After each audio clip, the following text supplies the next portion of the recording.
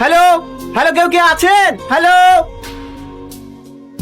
আমি তোমাকে ফোন করেছিলাম। কারা ঘিরে ধরেছিল তোমাকে? কাউকে তো দেখতে পাচ্ছেনি।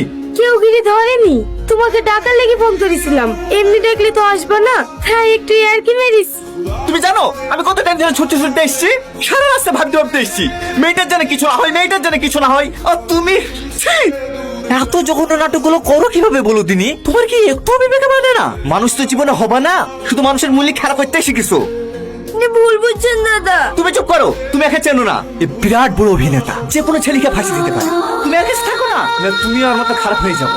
আমি থার্ড ক্লাস মেয়ে, আমি তোমার সাথে অন্যায় করেছি, তোমাকে ধোকা দিয়েছি, কিন্তু তুমি একবারও জানতে চাইলে না আমি কেন এসব করেছি। নাটক কম করো প্রিয়, তোমার এই নাটকে আমি আর ভুলছি। আমি নাটক করছি, আর তুমি যদি কোনোদিনের জন্য আমাকে একটু ভালোবেসে থাকো, তাহলে এই থার্ড ক্লাস মেয়ে নাটকটা শুনি তারপরে এখান থেকে যাবো। আচ্ছা, তুমি মানুষের অনুভূতি নিয়ে তো খেলা করো কেনে?